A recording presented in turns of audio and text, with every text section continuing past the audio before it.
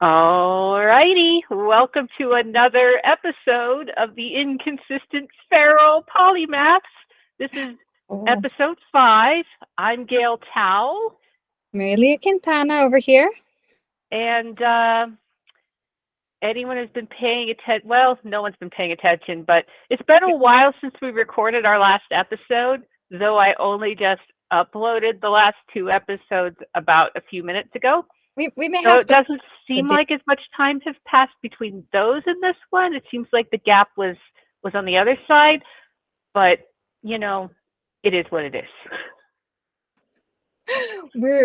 We'll start putting out 2 a week, and then nobody will know what to do with I themselves. know. There's gonna be like 3 this week after having not been any for like 2 months. So It's been that long. It feels it's like been almost that long. Yeah, because the last one we recorded, it was towards the beginning of June, oh, and today is July and- 31st, just in case I don't upload this one for another couple months. oh, July 31st is I thought that we. 2023.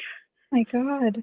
Oh, you know what? It's because right that week before you had your surgery. So a Uh, few things have happened. Yeah. So yeah, like kids all got out of school. Kids mad. had to be shipped to summer classes or Yeah.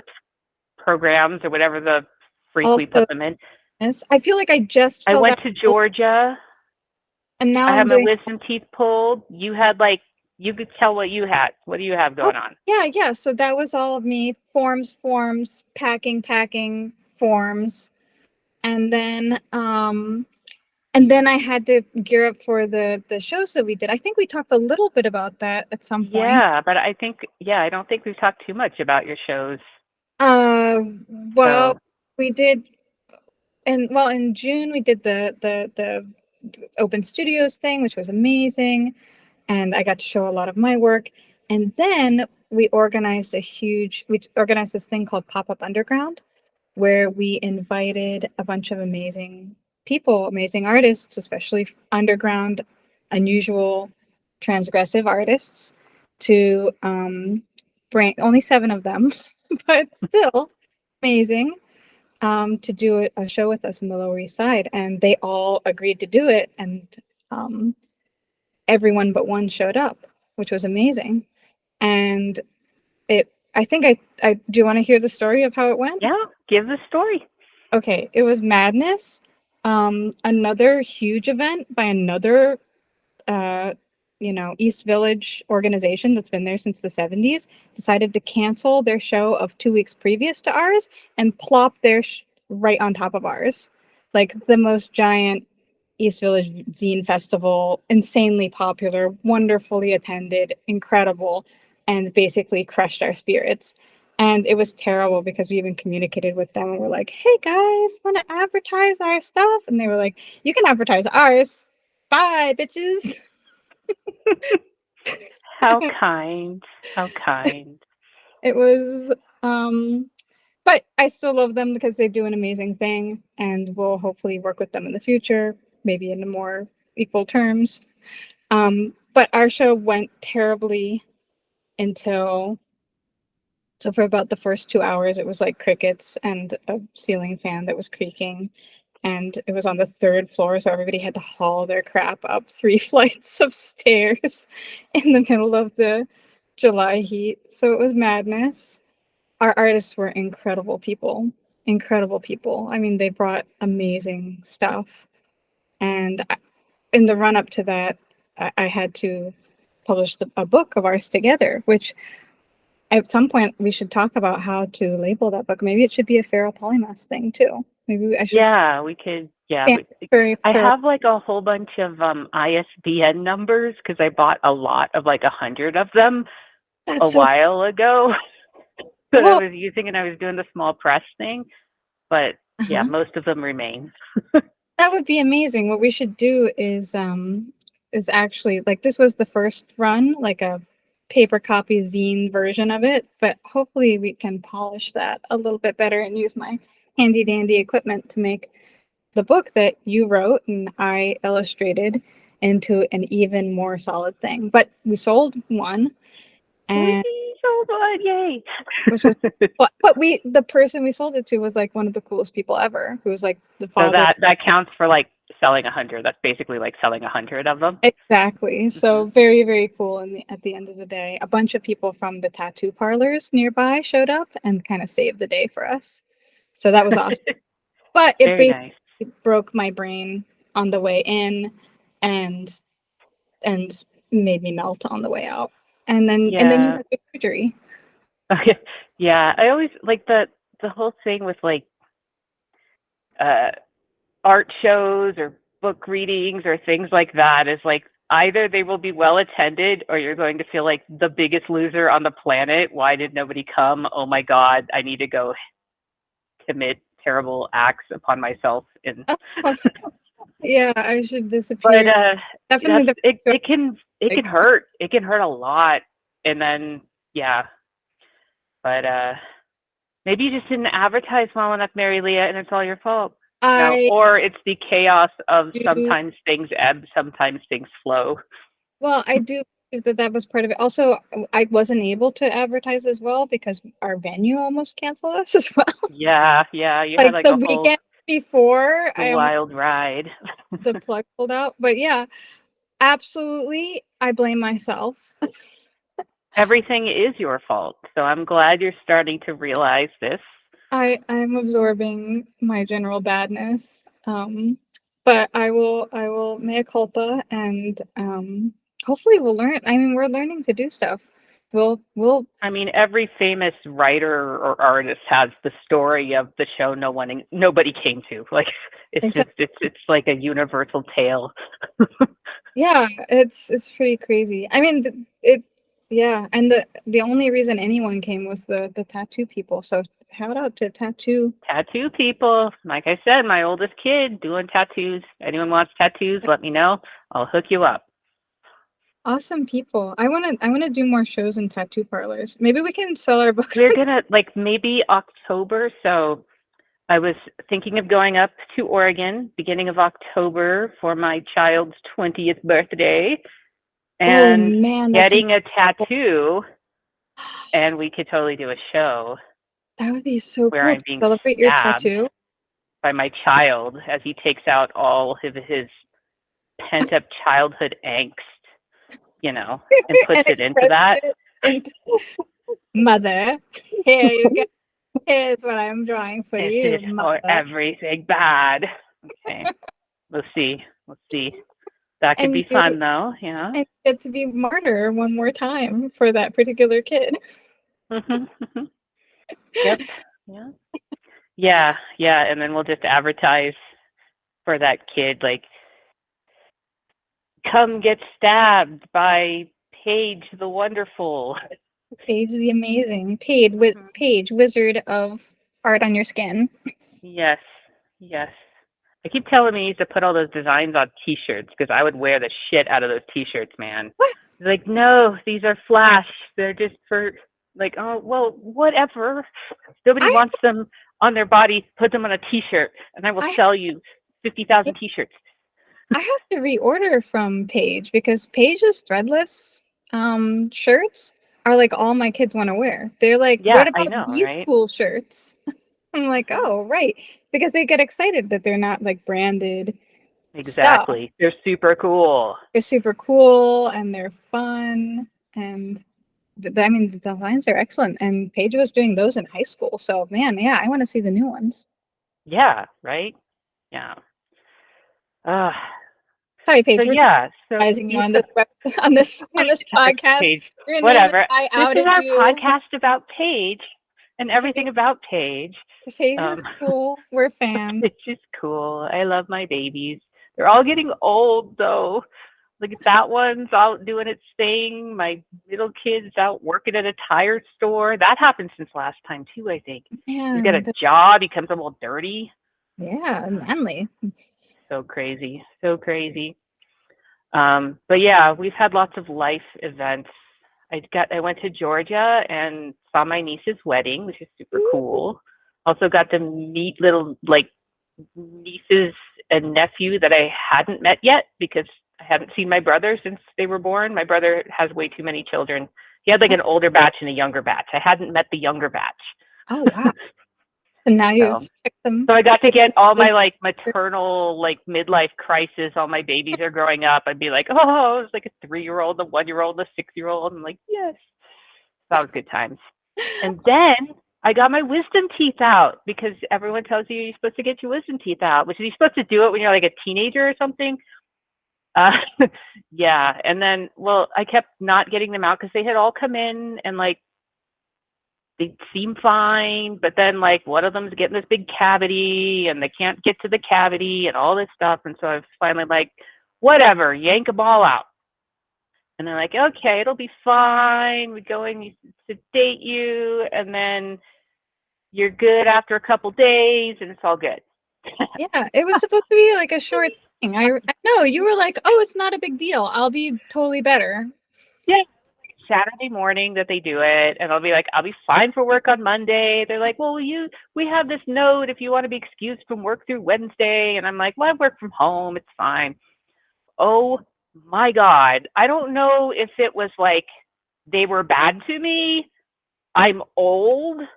My mouth was especially screwed up in ways I didn't comprehend, or I'm a whiner. Could be a little bit of all of this, but it was hell. It was hell. Like, I don't think you're a whiner at all. The pain was incredible. And they give you all of like 12 of the special opiate ones, right? Which you burn through in 3 days, and then you're like, no, like, we can't do any more. That's all we can do legally. Like, okay. My mouth hurt so bad. I'm fairly certain I never got the like clots on the one side of my mouth. So I had like because that bled a lot over there too. It was all, well, I don't know what they did, but like it never clotted. So I had dry sockets and just pain. And I still were like they were like 3.5 weeks out at this point. Nerve pain along here, and and then on my other side they pierced up into my sinus cavity, and for a while I was like, anything I'd eat or drink would go into my sinuses also through my tooth hole, and I'd have to like, I'd rinse with salt water and it would come out, my food would come out my nose. And so when I hit like the Wednesday where they were like, oh yeah, you'll be fine by Wednesday, and I was like in so much pain I couldn't think or do anything, and then I was like able to move my food out my nose through my tooth, I was like, this can't be right. Nobody said anything about this. And all I got back was like, well, sometimes that happens and it will heal. I'm like, yeah, we really care. How long? Like a month or so. It was like tiny right when you signed the consent form. Yeah, you signed the consent form. It was totally normal. If you're gonna want more narcotics, you're gonna have to like try to find like an emergency room, and they may not. I'm like, well, I just want to not feel like I want to rip my head off all day long so I can think and do stuff. No. That's your life now. So I was like, that's my life now. At least I'm in a state where certain drugs are legal. Apparently the doctors ain't prescribing anything that's going to help. But yes, way better now. That is so you know how we do, something annoyed me? That is something that annoyed me. I thought, I'll be fine in a couple days. It'll be nothing. Nope. We're still on the path to healing. We are quite a ways along that path now compared to where we were a little while ago. But yeah, I mean, holy hell. Yeah. No, I mean, even on the phone, you just sound, I've never heard you. I mean, you're the same person who gave lecture while in labor, I believe. Yes. I mean, I think you continued with your lecture and finished it all while in labor. That was so the doctor that was like, it was my first baby, and she's like, you'll know when it's labor, because I was having all these Braxton Hicks contractions. I'm like, are you sure? These are pretty intense. And that particular day, it was like, well, I don't magically know, so it must just be. I'll just keep teaching. Until it was like, finally, like, I can't even see or think when they happen. Maybe. And then I called up the doctor or the emergency room, and they're like, one of them comes and I'm like, oh, yeah, sorry. They're like, come in now, please. And I'm like, are you sure? They're like, yes. And I was like, pretty much like through most of labor by the time I got there. I was like, well, I was told I would know. Okay. Yeah, I know. We're always supposed to magically know these things. Mm-hmm. Actually, yeah, my I total. guess when a baby falls out, you're like, well, there it is. Well, Right? you did it. You totally knew now, don't you? Yeah. Now pick it up off the floor and stick it to your breast Yes. and pat it. Take your shirt off. It'll be great. Mm-hmm. Oh, yes. Oh man. Yeah, my irritation for the week, US healthcare all the time is relentless. It just kills people. It literally does. Literally. It's So bad. horrible. I So mean, bad. man. And like I don't have a big irritation with the healthcare system right now. I mean, except that it's horrible. But I find it really interesting that there's for something really minor, I'm finally medicated for attention deficit this week. This is me on 5 milligrams of Ritalin. I think it's probably exactly the same because the brain is the same brain. Yes. It needs a lot of compensation either way, but still, I did that this week. But amazingly, I have to take the children's version, like the small, like not time release, the not long release version, because there's a huge shortage of all of these medications going back months that people are not doing much about because it's not critical medication. And true, like people are just disorganized. And so I just find every time one of these minor like weird inconveniences comes up with the medical system, I always feel like it's the rumblings of like a terrible, deeper fuck upness of the entire thing. And so yeah, it just feels like that's unreliable in ways that it hasn't been before, and it's going to continue to be unreliable in the future. Yeah. I wonder what that Yeah. means going forward, like Well, just like yeah, I mean your I experience found like moving where we are now, like because I think the population in this area has grown more than the infrastructure. Getting a doctor, like it was like I found like the place I wanted to go to and I got an appointment, but it was like really far away because their nearby location was like backed up for months, like all this crazy stuff where it's just like, it shouldn't be this hard. And then there's like, getting the psychiatrist. how many times do you have something happen to you and then you get the like, if it's not better by this time, or if you're still in pain by this time, and then it's just what happened with my teeth, call us. But you call them, and what happens is you're told like, yeah, that happens sometimes. Yeah, like, just on I it. remember Really one time with my shoulder, and I was in so much freaking pain, and it had been days, and I called them up again, and they're like, well, are you taking ibuprofen and Tylenol? I'm like, yes, and it still hurts. They're like, well, it shouldn't. So nuts. Well, this is, I told you. I mean, so then what? This is not what we're podcasting about today, but like, I told you about my rabies incident, right? Bat came down the chimney. Cat killed it. Have no idea if we were bitten because it was nighttime. Have to get the rabies vaccine because this is a high rabies area because I live in the countryside.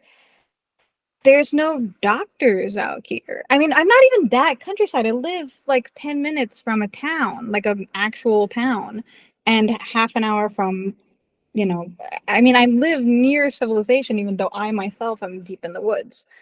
And the way it had to be handled, my hospital that was supposed to serve all of this corner of southwestern Pennsylvania is totally gone. They just shut it down because during a pandemic, it was not lucrative to keep it open.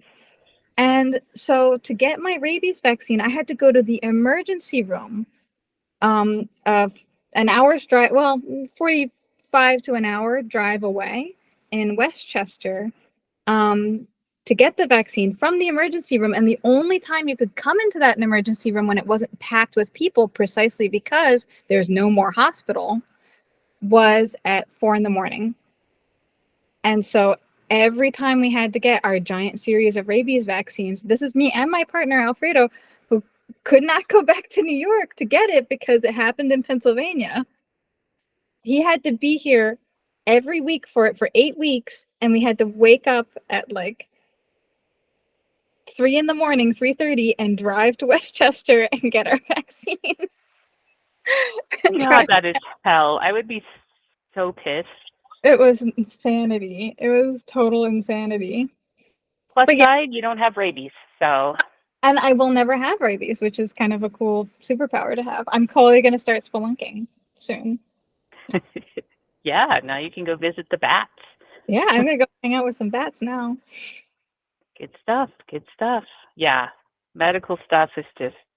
Yeah, the pets. That's what our down with the world is today. I have one more thing to add to that. Again, we're just going to go way off on tangents here. We're just I that was angry. listening to this like podcast about like Munchausen's by proxy and Munchausen syndrome, and I kept thinking like, how do you even do that? Go to a doctor and convince them of anything when you have actual shit going on? Because my experience is like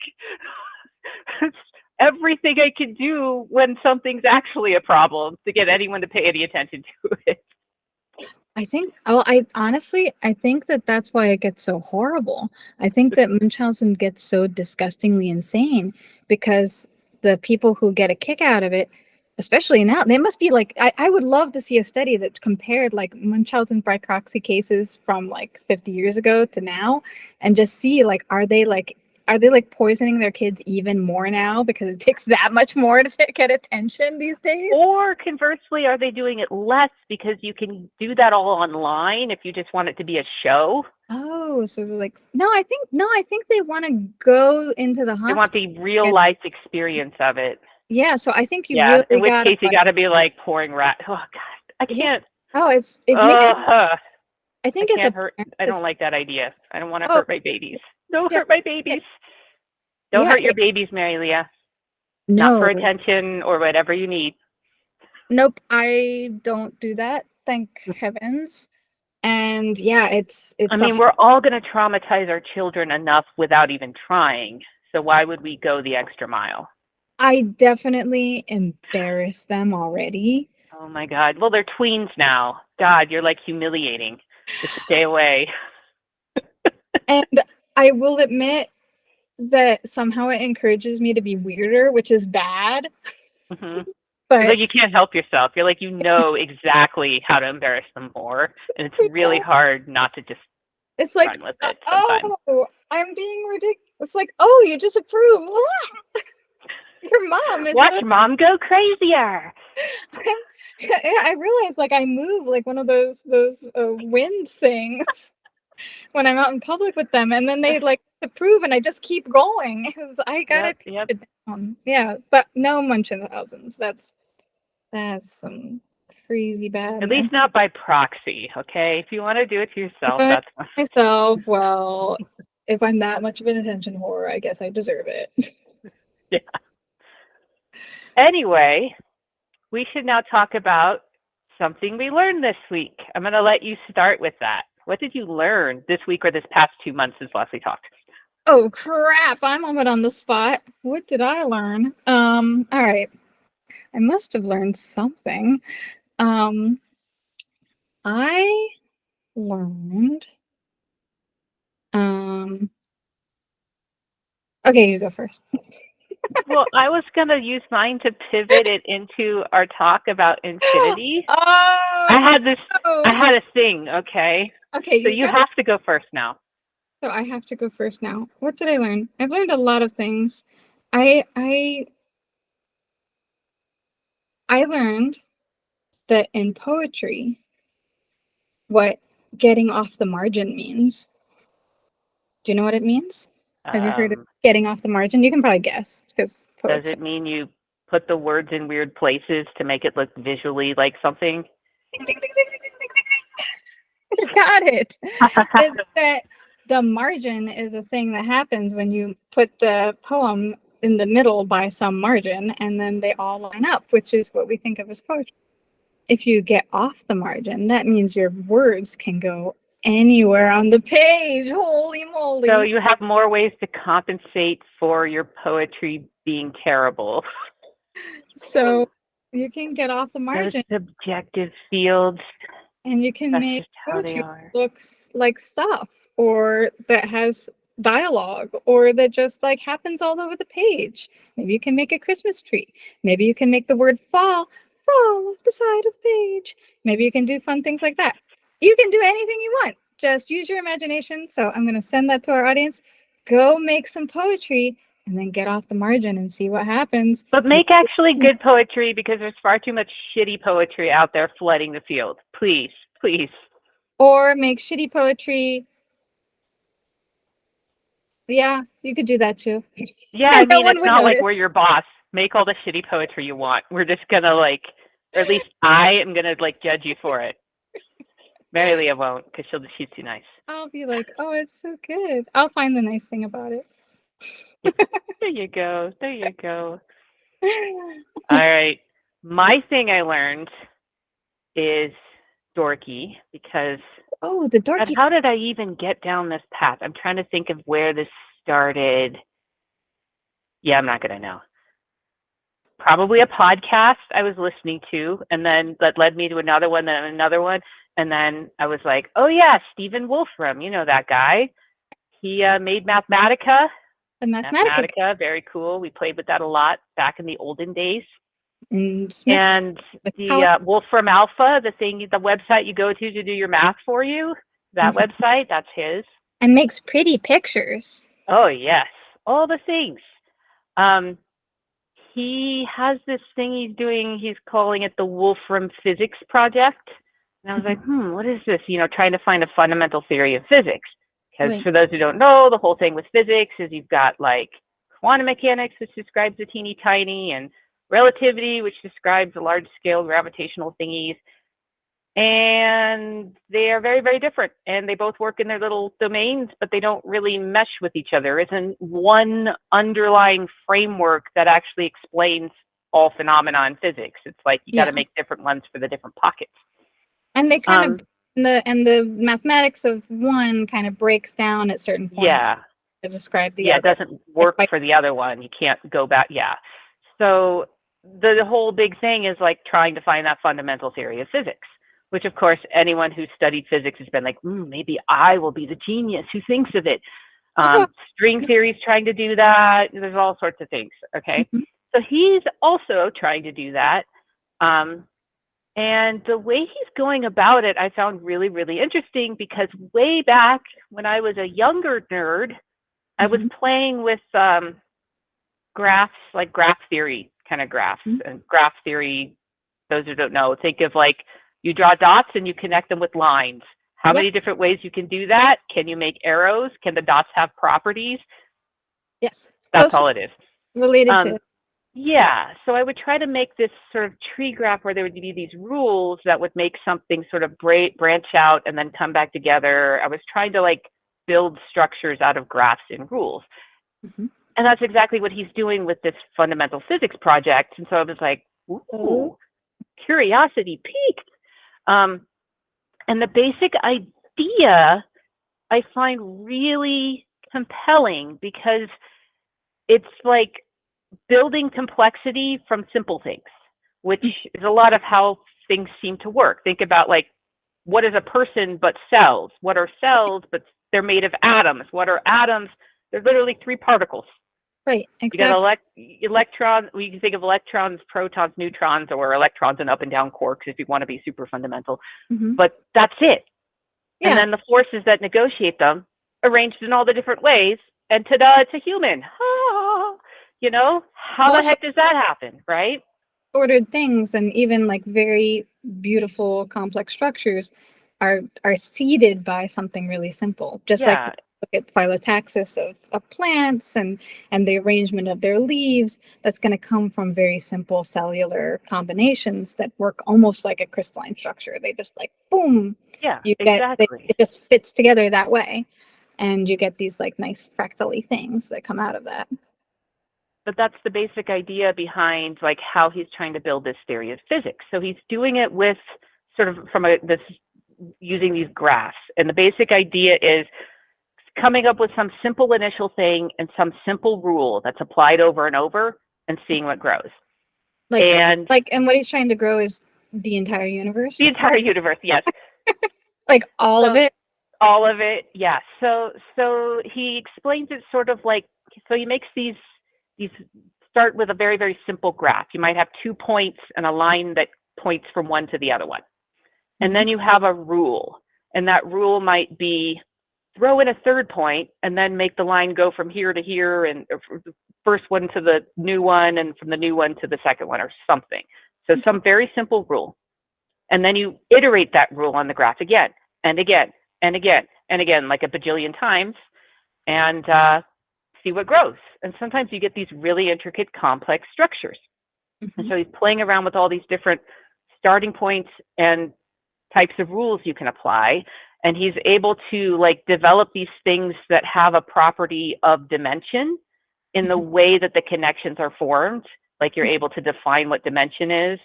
They start developing sort of other properties that you can define as like, you know, space and time and stuff. And so he's played with this a lot. And the basic idea is, you know, you iterate it a whole lot. So it's kind of like you're trying to figure out, like, is there some simple starting condition and some simple rule that creates our universe? Which is a huge, huge thing to try to find, right? But what he has done is he gets lots of these starting points and rule sets are creating things with structures that are analogous to how quantum mechanics works, that are analogous to how relativity works, that you can use to say this thing that forms we could define it as a type of particle and stuff like that. So he's getting all of this complexity and structure that seems to map onto physics. Now, I haven't gone deep enough to know yet, like whether he's literally just remade physics that does exactly what we already know it does, and we don't make any new predictions and we don't do anything useful, which is a thing. Well, that would be but I find it intriguing nonetheless. Just that principle of starting from the simple thing, because it seems like that's how it would have to work. How you end up with complexity is you start with a simple thing and you keep poking it again and again until like these really complex emergent phenomenon and patterns come out.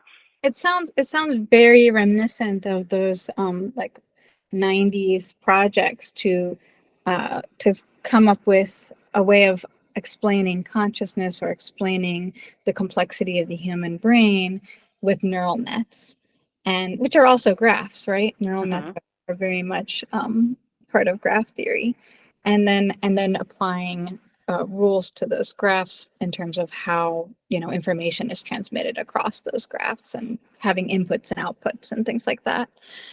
So it has a flavor that is reminiscent of that. And people, I mean, David Mumford, Nobel Prize winners, not Nobel Prize, sorry, scratch that, Fields medalists.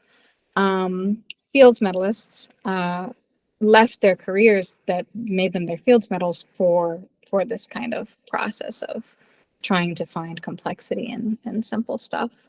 Yeah, I mean, it's something I've been sort of like, there's groups that are studying complexity and emergent phenomenon, which are like the complex things that come out of the simple stuff. And it's so fascinating. And one of the things that Wolfram sort of comes back to in a lot of this is talking about how a lot of this stuff is it has irreducible complexity to it, which basically means you can't sort of, you know, like how in basic physics you throw a ball, right? And if you know the ball's the launch angle, the velocity, you can compute where it will land. Right. So it's sort of shortcutting the steps it takes to get there. Well, there's he says there'll be pockets of that in here, but there are parts of it that don't reduce. Like you cannot get to the answer without performing all the computational steps. Oh. There's no sort of shortcut around it. And that might sort of explain in a way why it is these other attempts at a fundamental theory aren't jiving, is because they're not using that type of approach. It's a very different way of looking at it, but it's also a way that's very, to me anyway, intuitive and analogous to like how life goes, right? Things proceed one time step, you know, and you have to get each thing in each step to get to the end point. Well, I guess there's a lot of attempts right now, or especially right now, to try and formulate the experience of life being like first Newtonian and then relativistic, or like having this very predictable structure, as a point of view issue, as a kind of moment where we're not seeing it from the right angle. And that seems like what this is doing as well. It's sort of saying like, okay, if we, but with an added layer of trying to mathematically account for that, right? Not just saying, okay, well, all right. I mean, kind of like, I guess, the Italian physicist is trying to say, well, oh, it's because, you know, time doesn't exist. Okay, fine. But I guess here we're saying, no, really, locally, it is this. But then when you have to computationally go out to these extremes, that's where you're finding these other phenomena that are not, that are basically what you find in quantum physics. Is that right? So the further out you go, the more quantum you're getting. Is that right? A lot of how you just, I think that I haven't read much of it yet, so I'm sort of like just starting to piece the things together. But my understanding of how he was seeing quantum mechanics fall out of it had more to do with sometimes, like once you start getting a complex graph, when you apply a rule, there's different orders you could apply that rule in. Oh. And sometimes if you do each type of way or each ordering of applying it, and then you keep branching out like that, it actually coalesces back later into one final thing, but there was all these different ways you could have gone to get there. And so he's sort of seeing the, you know, the superposition of states and things sort of falling out of a structure like that. I get it. And then he was getting like relativity, I think, from like basically ways of slicing a graph, either at a moment in time or a moment in space. If that makes sense. Got it. Changing the angle at which you view, and it ended up being directly analogous to sort of the scaling factor you use in relativity to adjust your length and your time and all of that. I see. So, okay. But yeah, I have to read it all. It's a lot. And it's not like I don't have anything else ever going on in my life, so I can just focus on this one thing.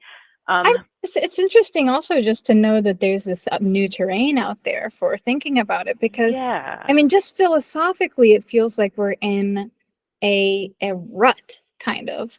And I think, you know, I mean, our PBS version of this has usually been like, ooh, string theory says there could be anything in here, you know? This is where you get, you know, your multiple worlds ideas and your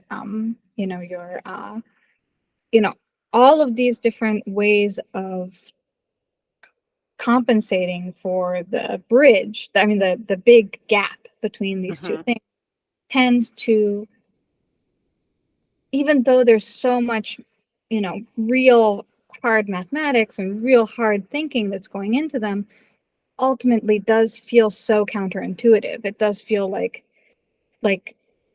at the base level, you're not getting an explanation that doesn't resort to, and then some stuff happens, you know?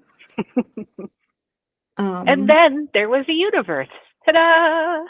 Exactly. Oh, he even had something in there. Oh, I'm trying to remember what it was, but it was like a way of explaining dark matter's possible emergence. I'm not going to remember it off the top of my head because my brain is like post-workday fugue state at the moment, but I remember it made a lot of sense. I'll have to look that up and then remember it again and be like, oh, yes, that makes sense. Is he doing this as kind of an open project? It's an open project, yes. So this guy gets criticism from the scientific community because like he doesn't always play nice or publish in the journals, and he comes across as arrogant at Hmm. times. But I've he never met. is doing this as an open thing. Like you can go Google Wolfram Physics Project, and I ordered the textbook, but literally everything in this textbook is on his website. So Wow. just, but yeah, it's all on there, all the how-tos, all these videos, everything. So it's all open, and he's open to people's input and all of that as well. So I'm like, one day, once I get the time to look through all of this and actually not feel like an idiot, maybe I'll poke around at that, or maybe I'll discover, hey, this isn't really doing Well, anything. What?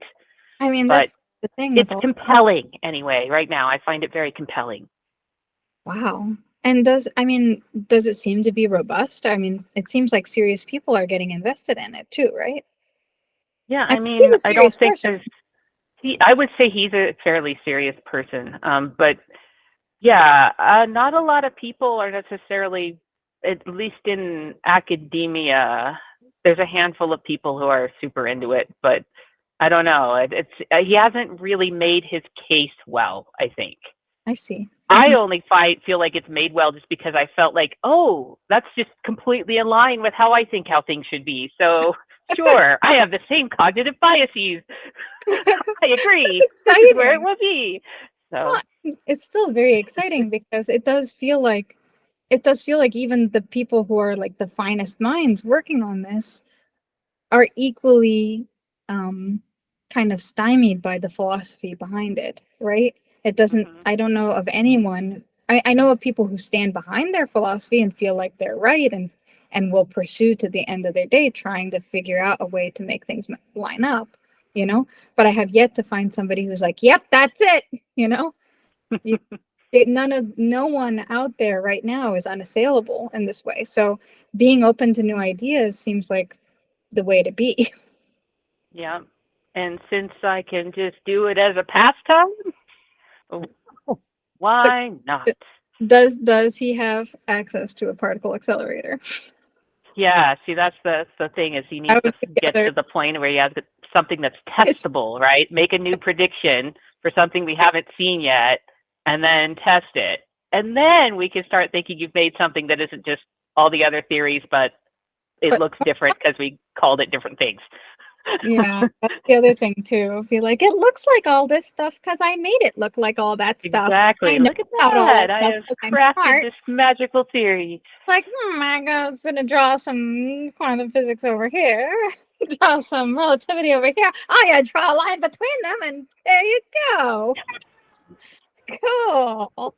I make a picture. Exactly. This is the bunny ears, or Richard Feynman. The nose is a little bit Einstein. We've got some people in here. Just make a nice the whole Yep. bunny.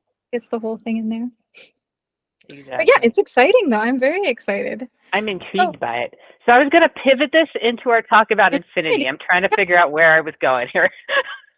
well, obviously, I mean, one thing that this makes me think of is like the arguments about what's possible in the universe and why you need um, a multiverse and things like that. Often drop out of this idea that if the universe is infinite, anything can happen. You know, that infinity implies everything All in things, but that's all not. I things. used to have that misconception when I was a child. It drove me nuts. I would be Mhm. like thinking, because that's all I would do is sit there and think. I would be thinking, like, my thoughts must be infinite because I can't find the end of them. I can If get. my thoughts are infinite, they must be all thoughts, all people's thoughts. All people are in my head. And then I would try to find the, Oh, I you're was like like, how does this work? I you're can't like figure that's out, sort of because if telepathy. my thoughts are infinite, there must be just one set of infinite thoughts that everyone shares. But that's not true. You can have separate bubbles of infinity that don't pertain to each other. Well, yeah, just look at a ruler. Just look at a ruler. 0 to 1 is a different infinity than 1 to 2, although They they can be mapped 1 to 1 onto each other. And we And have Cantor's diagonal argument to thank for yeah, that. maybe you should explain why 0 to 1 is infinity and 1 to 2 is infinity.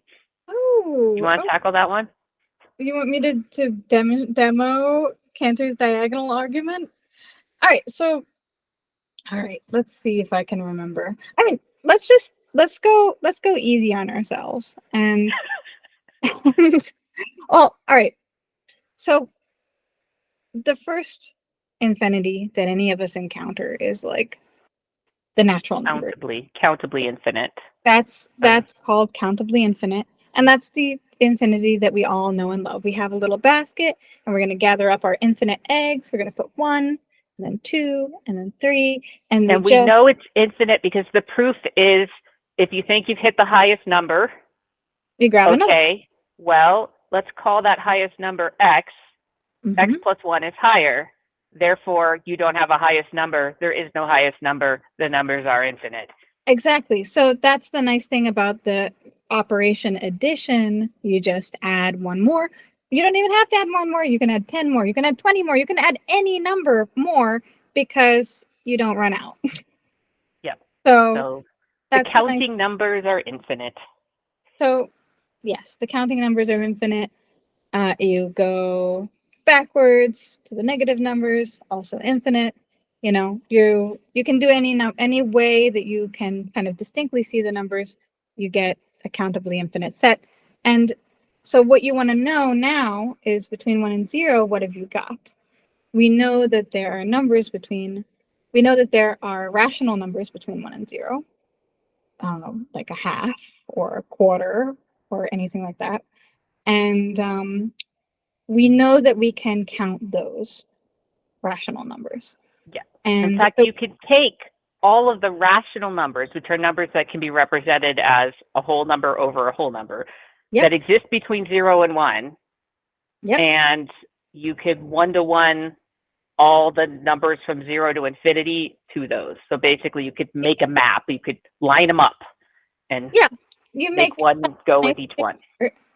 Of all of the rational numbers, 1 over 1, 1 over 2, 1 over 3, and you just cross them all with each other in a nice big chart, 2-dimensional chart, and then you make yourself a little map through them. You go diagonal. The first one, this is the second one, this is the third one, and you weave your way through that big chart, and you know that you're going to keep on. You have a method for assigning a number to them, which maps the natural numbers onto the rational numbers. So even though you would think, oh my God, there's got to be more rational numbers than counting numbers because you have some in between the other two. But you don't. They're infinite, so they're the same order of infinity as each other. So that's where we get our first kind of concepts of infinity. Now, when we want to get beyond that, there's this wonderful thing called Cantor's diagonal argument. And this is when the way that we structure this argument is we make a map of all of the numbers that we can, and we can always find a number that's not on it. So in these first cases, we can always find a number that goes on the list because we just put it on the list. We just add it to the end. It just gets concatenated onto the end of the list, and we know it's on the list. What we're going to look for when we do Cantor's diagonal number argument is we're going to look for a thing that really, really, really should grab all of these numbers, and we can always find one that's not on it. And that's what's going to tell us, oh, we cannot, this is a different type of infinity. There's numbers escaping all over the place. They are not on this list. And I guess we do that. What would we do that with? So if you take, so basically anytime you have a set of numbers that are infinite, you can tell if they are, quote, countably infinite, if there's a way to put them in order so that you got the first one, the second one, the third one, the fourth one, all the way out to countable infinity. But if you take, you want to? No, go ahead. Between 0 and 1. So in addition to like the rational numbers, which is all the ones that are a whole number over a whole number, there's other numbers, right? We know we got decimals. We know we got like infinite decimals, like 0.3752, blah, blah, blah, blah, blah, blah. It never ends until we keep going. We can make a list of those.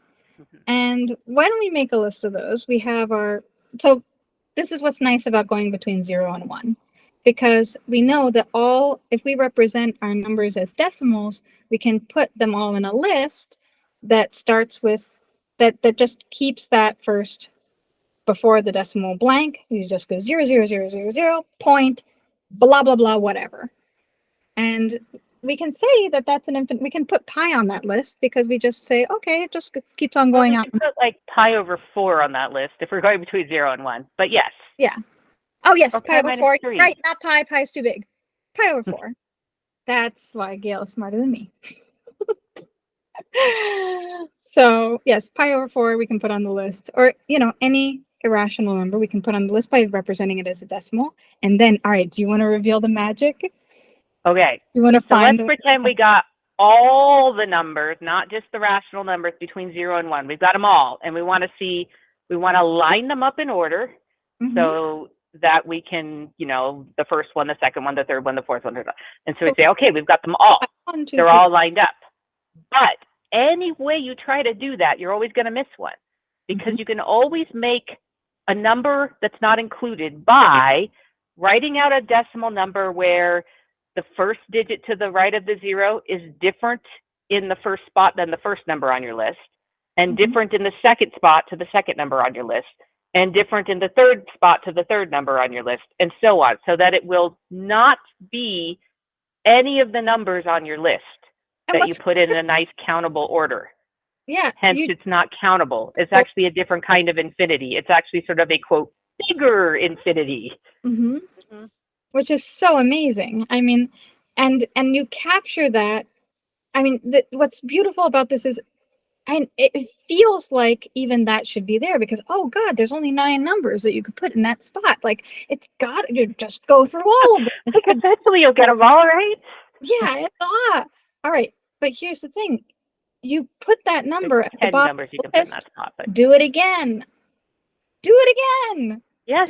Let's say we got that one. You can't. So it's basically that proof by contradiction. Exactly. Is what it is. Exactly. They always escape, because you always have more numbers at the outer banks that you can change and in fact, way more. way more that you didn't include. So many more that, and that's what the lovely thing about infinity is that you get this gradation of infinity where your fingers kind of slip through the holes of even the numbers between 1 and 0, or between 1 and 2, or anywhere where you get that like fine-grained infinite specificity. You can have more and more and more and more of them. Yeah, it's infinity is pretty neat. So from like a set theory perspective, another way to think about it is like if you have a countably infinite set, that basically means you have a bunch of stuff that there's a way to line them all up in order without missing any. Yep. If you then take the set of all possible subsets of that set, it ends up being that next order of infinity. Yes. Then you take the set of all possible subsets of that set, and you get another order of infinity. And then you can obviously keep doing this. And so there's different levels of infinity. I mean, and this is probably the most beautiful thing, I think. One of the most beautiful things in set theory is that you get this access to different orders of infinity just from making a set of stuff. Just from this concept of I made a set, you get this conceptual expansion of I made an infinite set, and then exactly. You get the So you got to start an with infinite set. Yeah, you some can't kind just, of it can't just infinity, be like and then you can make more. My dog infinity. and me and my kids and our toenails. That doesn't give you an infinite set. It can't just be any set. Sorry, that is very true. Yes. And I remember, so we learned this in our undergrad days with David Cohen. I did anyway. I don't know if you learned this from David Cohen. I learned it from David Cohen. I had a brush-in with it from the amazing Gödel Escherbach book. Yes. In high school. So that was my first introduction to it, but doing it rigorously in class is, another thing, which is wonderful. And so then, like back in the undergrad days, I remember thinking a lot about this concept of infinity, especially in light of things like quantum mechanics, right? Because, so first of all, like, I mean, perhaps the universe is infinite with an infinite number of discrete particles. That might be accountably infinite. I don't know how you'd have discrete particles, but there are ways, I'm sure. But but I'm thinking like, other ever. infinity real? Do we actually have anything that's infinite? Because even though we don't see the edges of our universe, it seems conceivable that it would be finite. It's really, really big. And if it's made of particles that are discrete, that are just single particles that don't break down into anything smaller, right? Then why are we using infinity ever, or even thinking about it? And then it shows up all over the place in calculus, because calculus is where you start to get into continuity. You start basically, it's a way of breaking things down into infinitely number of tiny pieces and like adding them all back up again in ways, right? Oh, you have a hot take. You have to have infinity to do calculus, right? You cannot do calculus without infinity. Because that's essentially where it comes from. But if infinity isn't a real thing in the world, then yeah. So I used to have all these terrible conversations with our wonderful math professor, like, but if it's not real, should we be trying to do math without it? And then if it is real, how do we know? And what is something that's actually is time continuous? You know, all of these things. Well, but you know, it's a really interesting. This is a really weird idea, but I mean, let's just stick with that for 1 second, even though no, you've plumbed the depths of how you might feel it's not adequate to explain anything. But let's just stick with it for 1 second, because like all of our basic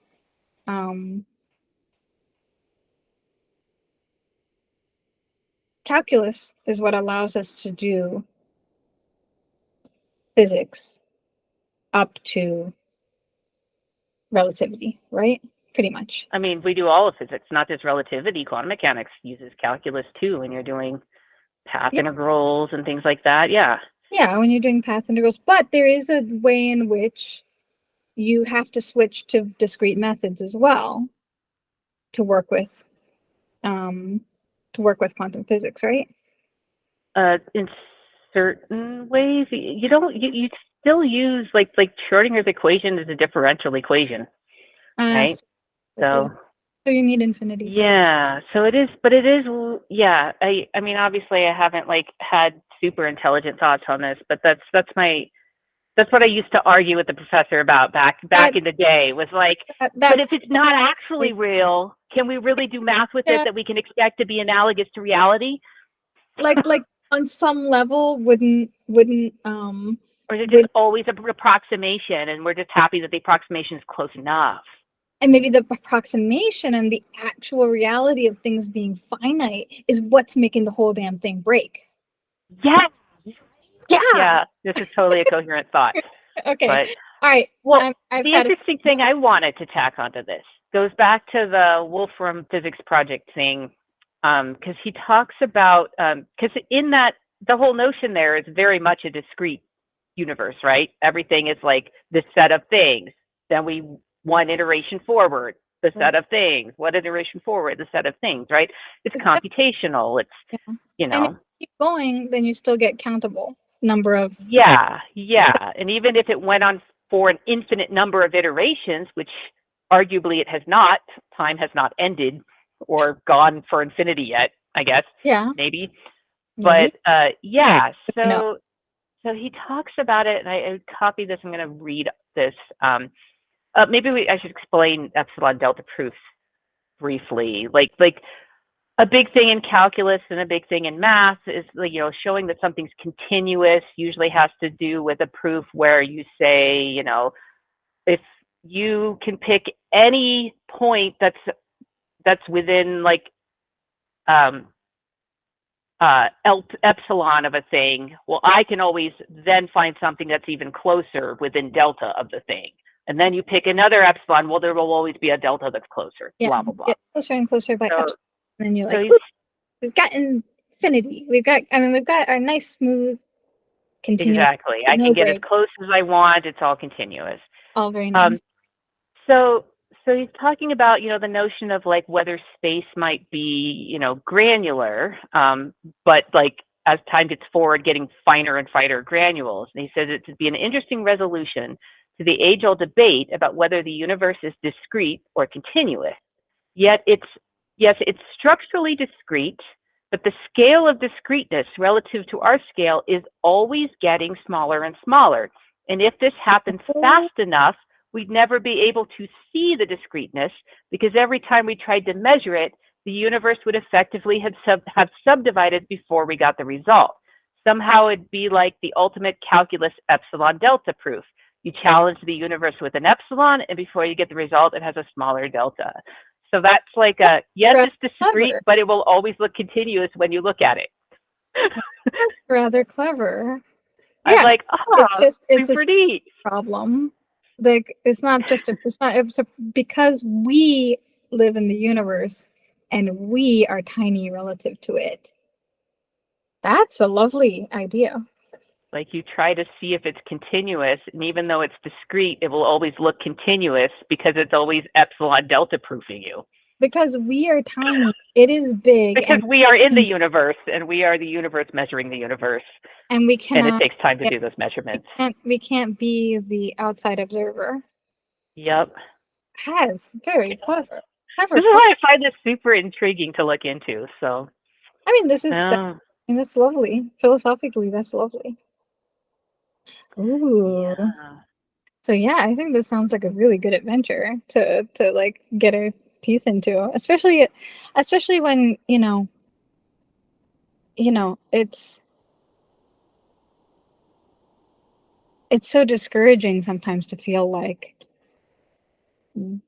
physics itself after a point, like after you're not like actively academically. It's hard to get back into it because it's so many things to remember and so many complex ways of working problems. And a lot of people are basically, if you're going to go far, it's because you went down a very narrow, very specific path. Exactly. And so that's very discouraging also, because you know that you can't take that path again, or it would be very, very difficult to take that path again.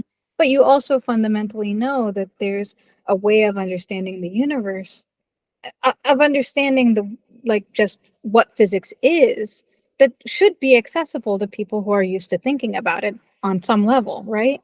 And it would be amazing if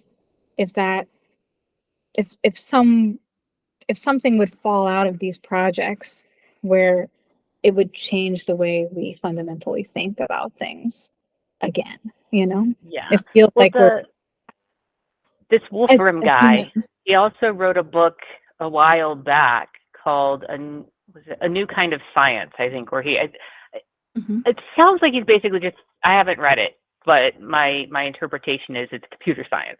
But it's the whole notion of there being like, some problems you can are irreducibly complex. Like you have to go through the computations to get to the answer. You can't find the formula that shortcuts you there, right? Yeah. And so that'd be like MP complexity, that type of thing. Yeah. So yeah, yeah, I mean that's a whole thing to think about for the rest of your life. Yeah, I mean, complexity is such an interesting thing. Maybe we should do another one about like the problem complexity and things like that another time, because that's also I think that's a super interesting thing to talk about in terms of what algorithms are, how far they go, how much we have to let them run to give a result that we want, that some problems don't get captured within that. It would be super interesting to talk about that, especially in relative to all these AI discussions. And so maybe we can do that next time. Yeah. Or another time that's not next time, but someone maybe you or me needs to go remember how Gödel's theorem works and be able to explain it. Oh, I could do that. I would. Okay, that'll be your job. I love Gödel's theorem, and then then we can tie that into all of that. Yeah, I mean, we could. It's a long story, but that would be super fun. That would be super fun, and to relate it to computer science is very interesting, also. So yeah. Oh, and then we get to reminisce about the Institute for Advanced Study. Yeah, and did you know anyone who has seen what's that movie called again? Oppenheimer. Awesome. They go there in the movie, and I was like, I've been there. I hung out there. I've been in that office. Yeah, we totally Yeah. walked the grounds, and I totally pretended to be Gödel while you pretended to be Einstein, which That was totally, good days, good times, good times. Mhm. Yeah, yeah. totally. So this is our unpaid plug for the Oppenheimer movie, which was awesome. I quite enjoyed it. It was interesting. It was interesting in a lot of ways. So Interesting. you haven't seen it yet, have you? I haven't. I'm waiting for a date night. Shame. Oh, I'm waiting for a date night. It's gonna happen. I think You it's have gonna suffered go. through the Barbie movie, I though. Am I correct? Which one? Did you I suffer through have. Barbie? This kids I took might me be to doing Barbie. that. My 12-year-old returns from Idaho grandparents Yeah, see, soon. it's with She you has too. not seen it yet. It's on her list. And I'm like, All right. I'm curious though. So you have to watch Oppenheimer. I have to watch Barbie, and then Yes, we'll talk we about that too. can decompress about that another time. Right. Um, Well, I think it's this definitely is a it's good definitely a movie to see with your daughter for sure. Barbie. Yeah, Yes, with your tween daughter. with your Teen tween daughter. daughter, 100%, it's gonna give you the "I'm a mother of tween daughter" vibration. Don't And bring your tween daughters to Oppenheimer. no, There are boobs and nudity and butts. There's no full frontal, but anyone who has a tween daughter knows that they get super uncomfortable about that when their really, parents are nearby. They're like, "Oh God, Mom, what is happening?" Yes. when they're watching So Game of Thrones by themselves, they're totally cool with it. yeah, they're fine. They're fine if you're not in the room. Yeah, it's weird how that works. But yeah, I think we'll wrap up this episode. I think this is a good stopping point. And yeah, that's our thoughts on the medical field and infinity.